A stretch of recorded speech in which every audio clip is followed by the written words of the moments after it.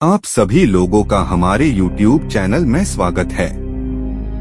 इस कहानी को ध्यान से सुनना क्योंकि काफी हद तक ये वीडियो आपका मान बदलने वाली है।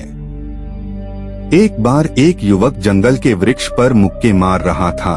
वह बहुत जोर जोर से मुक्के मार रहा था। वह अपने मन का गुस्सा निकालने की कोशिश कर रहा था। शायद उसको किसी ने धोखा दिया था या फिर उसके साथ बहुत बुरा हुआ था, जिससे वह बहुत ज्यादा परेशान था। उसे कहीं भी शांति नहीं मिल रही थी। वह लगातार उस वृक्ष पर मुक्का मार रहा था, जिससे उसकी उंगलियां लहूलुहान हो चुकी थी। उसी जंगल में एक शीतल पानी का झरना था। वहाँ पर एक बौद्ध भिक्षु रोज संध्या के समय स्नान करने आया करते थे। यह उनका नित्य का नियम था। आज जब वह इस रास्ते से स्नान करने के लिए उस जंगल में आए तो उन्होंने देखा कि युवक जोर जोर से चीख रहा था और रो रहा था और लगातार उस वृक्ष पर मुक्के मारे जा रहा था। उस युवक के आसपास कोई मौजूद नहीं था। इससे उस भिक्षु को उस युवक की चिंता होने लगी। उसने सोचा कि अगर मैं इसे ऐसे ही अनदेखा करके चला जाऊं तो कहीं यह आत्महत्या न कर ले। ऐसे विचार आने के बाद भी वह कुछ नहीं बोले। वह लगातार उस युवक की तरफ देखे जा रहा थे।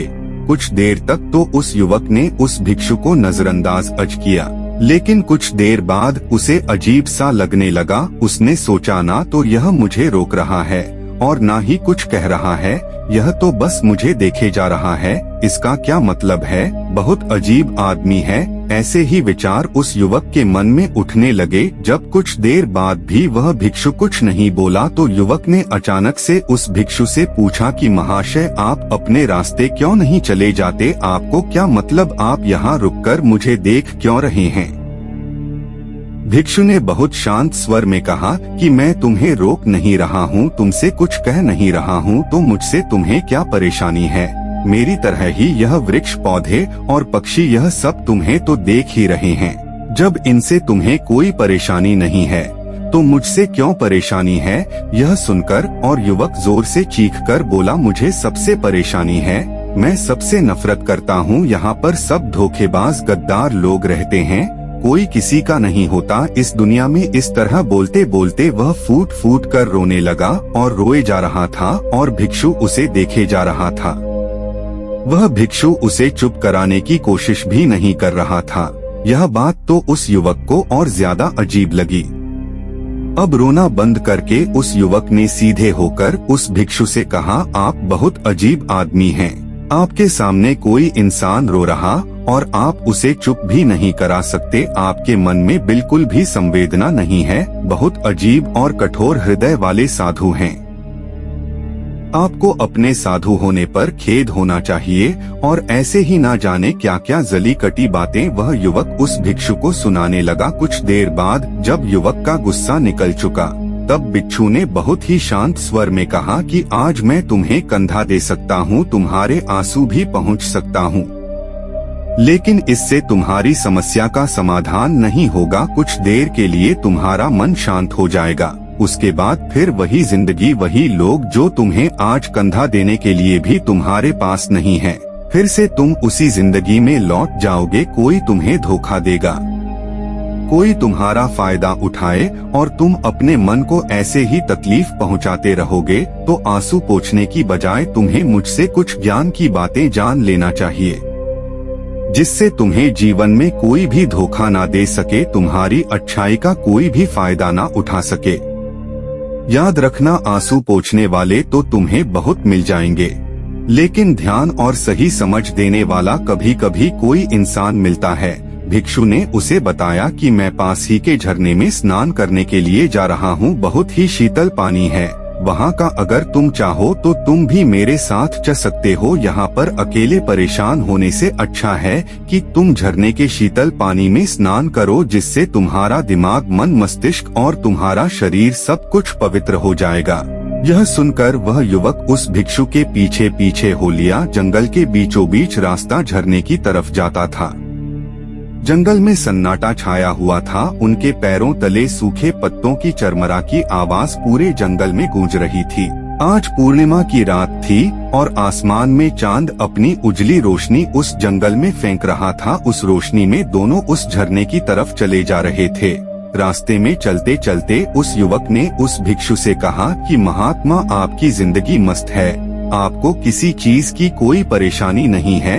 आपको पता है कि दुनिया में कैसे कैसे लोग रहते हैं, कितने धोखेबाज, कितने मक्कार, और सबसे महत्वपूर्ण बात, अपने लोग ही धोखा देते हैं, जिनसे हम प्रेम करते हैं, जिनको हम अपना मानते हैं।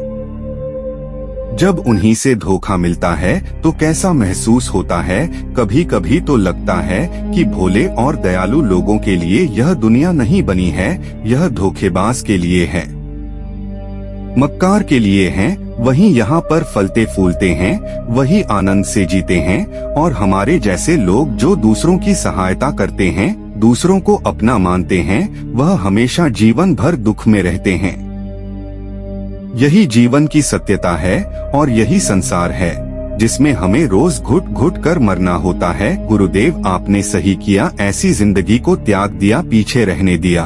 अब बस अपने में मस्त, किसी से कोई परेशानी नहीं है, किसी की कोई चिंता नहीं। मैं भी सोचता हूँ कि मैं भी संन्यास ले लूँ। यह सुनकर उस भिक्षु ने कहा कि तुम्हें क्या लगता है, सन्यासी जीवन बहुत आसान होता है। भिक्षु ने बहुत शांत स्वर में कहा कि तुम्हें तो 2 वक्त की रोटी तो शांति से मिल जाती है, हमें तो कभी कभी वह भी नसीब नहीं होती। अगर भिक्षा मिल जाती है तो हम खा लेते हैं, वरना हमें तो भूखा ही सोना पड़ी देता है। यही हमारा सन्यासी जीवन है, हमें हमेशा नीचे सोना रहता है, सिर्फ एक लंगोट में रहना होता है, चाहे कैसा भी मौसम क्यों ना हो। तो यह सब तुम्हें आसान लगता है तो तुम भी सन्यासी बन जाओ। युवक ने कहा कि आप कहते तो ठीक ही है, संघर्ष तो दोनों तरफ है, सांसारिक जीवन में भी और सन्यासी जीवन में भी। वैसे सांसारिक जीवन भी अच्छा है, लेकिन तब तक जब तक घर परिवार में सुख शांति बनी रहे, धोखा ना मिले, हमारे लोग हमारा फायदा ना उठाएं, हमसे झूठ ना बोले, हमें धोखा ना दे, तब तो जीवन जीने का आनंद होता, वरना जीवन नर्क हो जाता है। भिक्षु ने कहा, संन्यास अपने मन से लिया जाता है। जब हमारा मन कहता है कि हमें संन्यास के मार्ग पर सफलता हासिल करनी है, आगे जाना है, तो ही सन्यासी जीवन सफल हो पाता है। लेकिन तुम अपने घर से परेशान होकर, दूसरे लोगों से परेशान होकर सन्यासी बनना चाहते हो तो तुम्हारा सन्यासी जीवन भी कभी सफल नहीं होगा। इससे अच्छा तो तुम सांसारिक जीवन में अगर कुछ तरीके, कुछ नियम अपना हो तो दूसरे लोग तुम्हें धोखा नहीं दे पाएंगे। सबसे पहले तो यह समझो कि धोखा उन्हें ही मिलता है जो भावनात्मक रूप से कमजोर होते हैं, जिनका दिल जल्दी पिघल जाता है, जो दूसरों को दुख में नहीं देख पाते। ऐसे लोगों के साथ धोखे होने की संभावना ज्यादा होती है, क्योंकि कोई भी आदमी अपनी परेशानी बताकर, अपने आप को दुख में बताकर तुम्हारा फायदा उठा सकता है।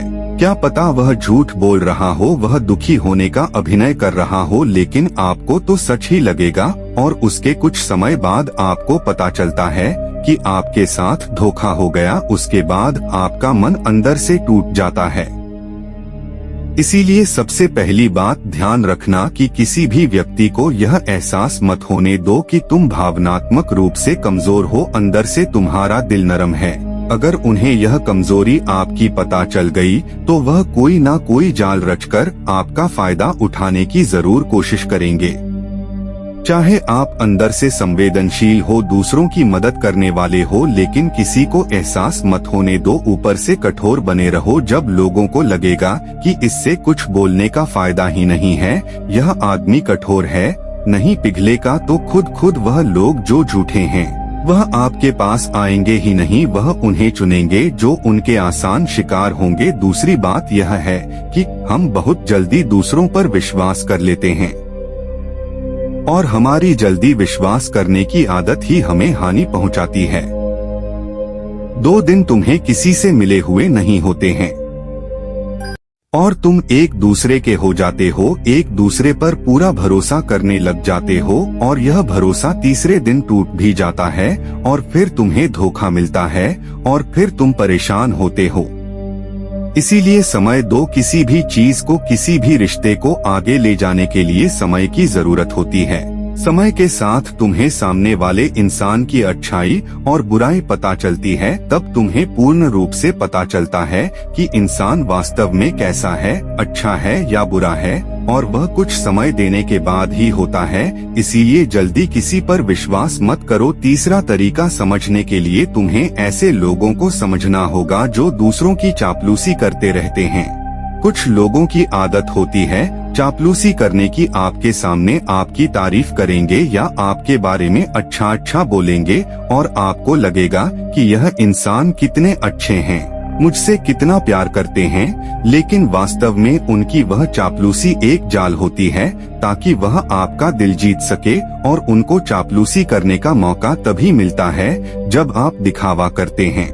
अगर आप उनकी चापलूसी से प्रभावित ही नहीं होंगे तो कुछ समय बाद वह चापलूसी करना बंद कर देंगे।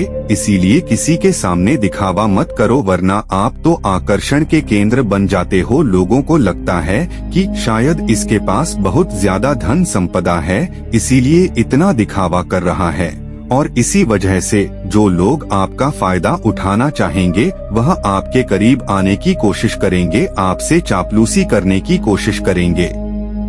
अगला नियम बताते हुए भिक्षु ने झरने की तरफ इशारा किया। वह झरने के पास पहुंच चुके थे। युवक को भी एहसास हो चुका था क्योंकि वहां पर ठंडी ठंडी हवा चल रही थी। झरने की तरफ जाते हुए भिक्षु ने कहा कि सांसारिक जीवन में एक बात समझने की यह होती है कि हम जिसकी सहायता कर रहे हैं, चाहे किसी भी रूप में, धन से, शारीरिक रूप से या जिस भी अवस्था में हम किसी की सहायता कर रहे हैं, तो हमें यह ख्याल रखना चाहिए कि सामने वाला वापस कभी भविष्य में हमारी सहायता करने योग्य है कि नहीं है। अगर किसी को पैसा उधार दे रहे हो तो यह समझो कि उसके पास आय का कोई साधन है कि नहीं है।